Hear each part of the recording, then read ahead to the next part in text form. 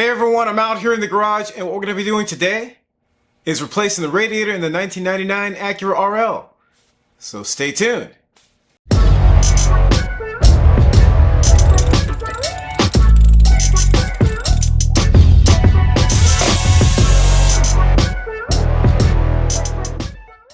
So if you're new to the channel, I just want to welcome you here, and hopefully you'll consider subscribing if you like what you see. Also, check out Car Apprentice on Instagram, Twitter, and Facebook. I post lots of pictures and videos on those platforms before I post anything on YouTube. And occasionally I'll post things on those platforms I don't post on YouTube. Also, check out the website at carapprentice.com. And don't forget to hit the like button if you like this video. So I got the Acura RL back in the garage. We haven't worked on that car for a little while. It is back in my possession, so to speak. My wife's been driving it for about the last year while I've been working on our pilot and filming videos for that. So I've got quite a few videos left on the pilot, but I thought I'd transition a little bit to the Acura RL because it does need quite a bit of work. Now, the one thing we're going to do in this video is replace the radiator because I found that there was a green spot on the driveway in addition to some oil spots on the driveway. So the oil spots hopefully will take care of at least most of the issue with that in an upcoming video or two. But we're going to focus today on the radiator. So, let's get into it. Alright, so I've got the RL on jack stands and I've removed the splash shield that's held in place by 10mm bolts and some clips. Check out the video on jacking up the front end of the RL if you're unsure. We'll start off by draining the coolant, so I'm removing the radiator's cap. We'll then remove the longest transmission cooler line from the bracket and open the petcock by turning it counterclockwise. You may need a pair of pliers if it's hard to open. I placed the cooler line behind the bracket so it's out of the way.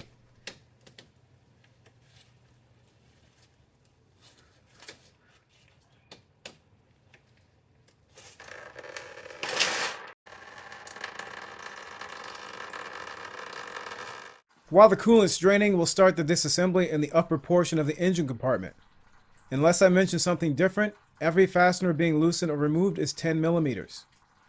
The coolant reservoir's hose gets detached from the radiator and the reservoir is lifted out of its bracket.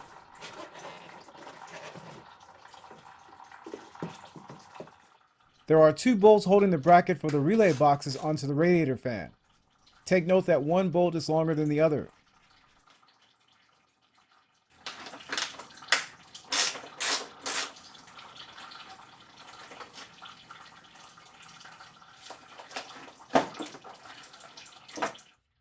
These two bolts for the throttle cable holder bracket need to be removed.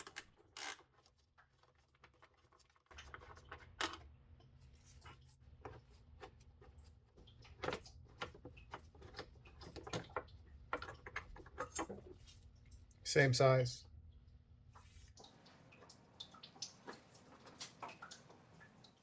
I used a pair of pliers to shift the upper radiator hoses clamp, then detach the hose from the radiator.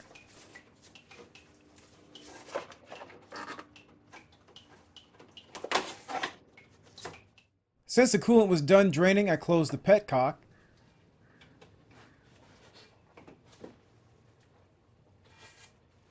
I then drained the coolant from the engine block by removing its plug.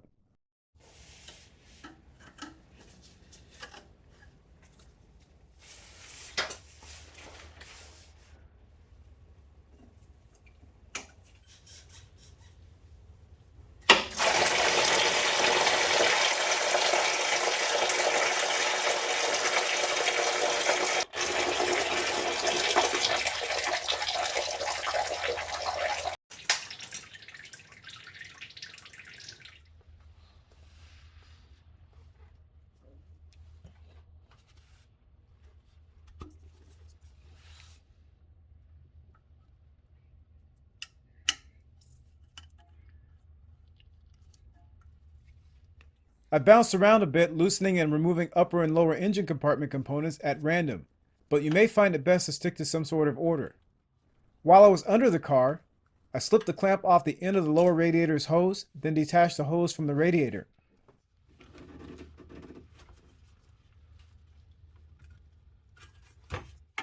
Next, I removed the transmission cooler lines with hose pliers and plugged them with bolts that have 10mm diameter shafts.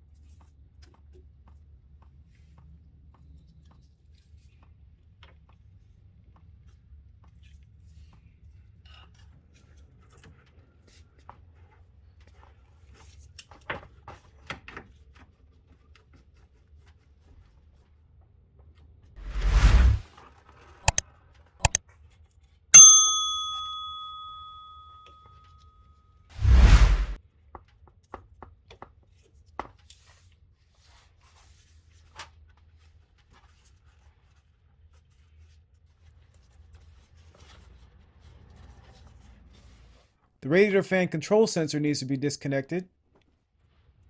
There we go. There are 3 plastic clips on the left, middle, and right of the radiator respectively that attach the wire harness to the fan assemblies.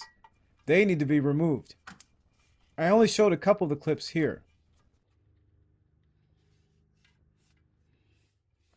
To complete the disassembly under the car, the 2 fan motor connectors need to be disconnected.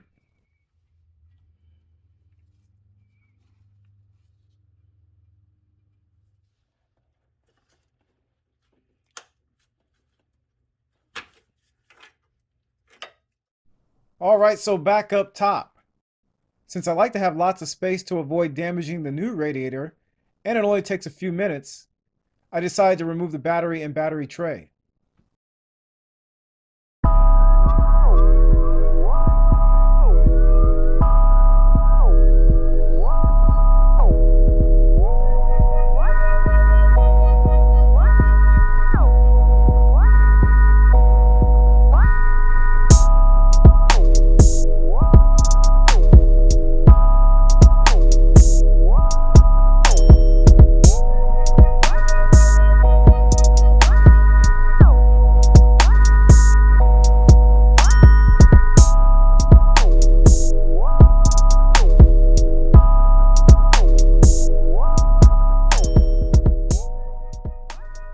Next, I remove the 2 upper brackets holding the radiator in place.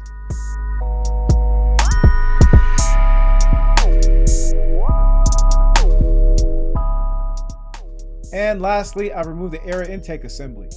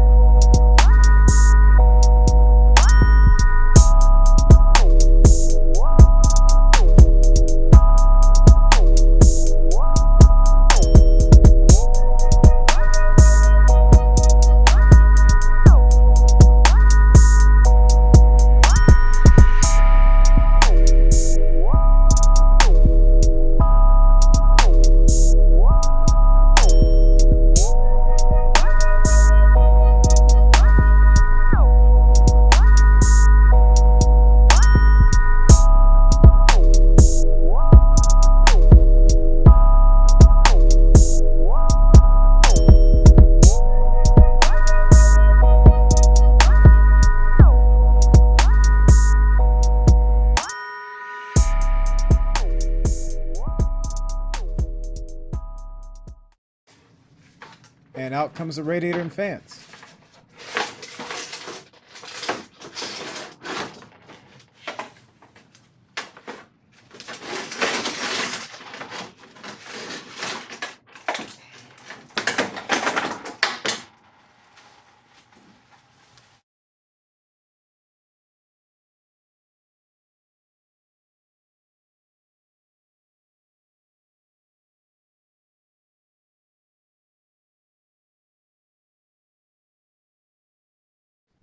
We'll want to thoroughly clean the front of the engine compartment to prevent further coolant corrosion, so I just used some simple green and paper towels.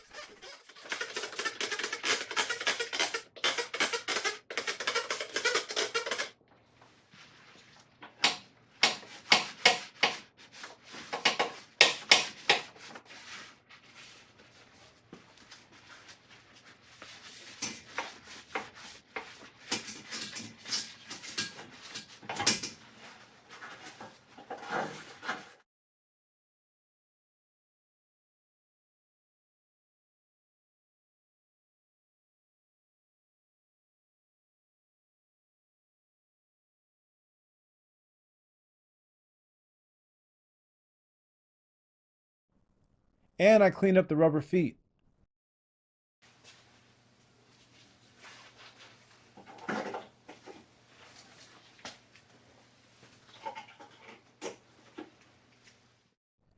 This clip for the hood latch damaged the old radiator's fins on its way out, so I put some tape over it.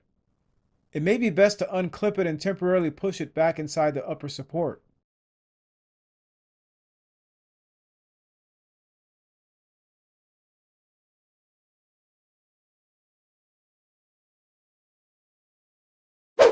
Here are the old and new radiators. The new radiator is CarQuest 431440. I believe the Murray from O'Reilly's has the same part number. Many of these radiators are probably made in the same factory. My preference was Denso, which was also much cheaper on Amazon, but I'd have to wait a week for it to arrive. You'll see later why I actually ended up having to install a Denso. We need to transfer several components from the old radiator to the new one. We'll start with the fans. By the way, the edge of the fan on the right should be tucked behind the fan on the left. As you can tell, a few of the bolts were corroded, so I had to clean them up with a wire brush and a brush on a Dremel. I also cleaned up the fans with cleaner degreaser. Yeah, these are both pretty crusty bolts here. Alright, see all the rust that's built up. Take this off.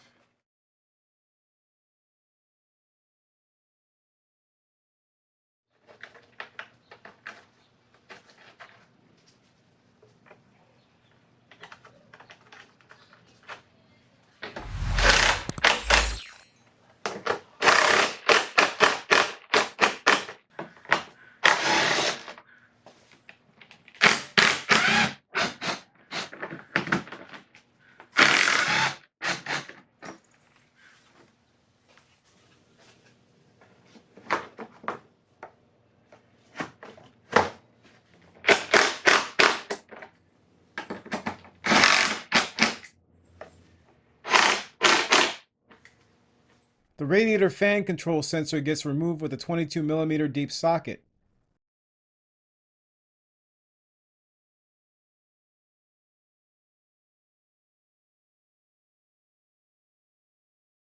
The O-ring needs to be replaced, so I found that O-ring 113P14 from the Harbor Freight kit fit best.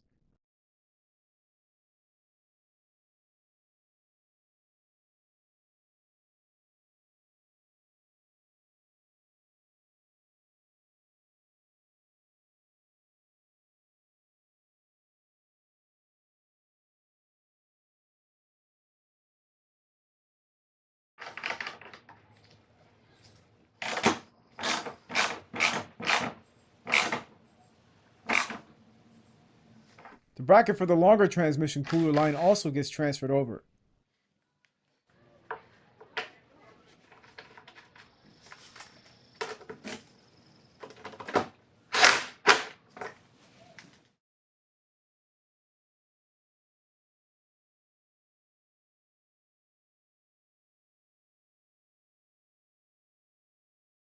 This is where things went a little sideways. Normally the transmission cooler pipes have been pre-installed on every radiator I've ever purchased, and I didn't see them in the box. I assumed that I could just swap the pipes from my old radiator onto the new one, but I found that the thread pitches were different after I stripped one of the outlet's threads. I later found the new pipes taped to the underside of one of the panels in the box.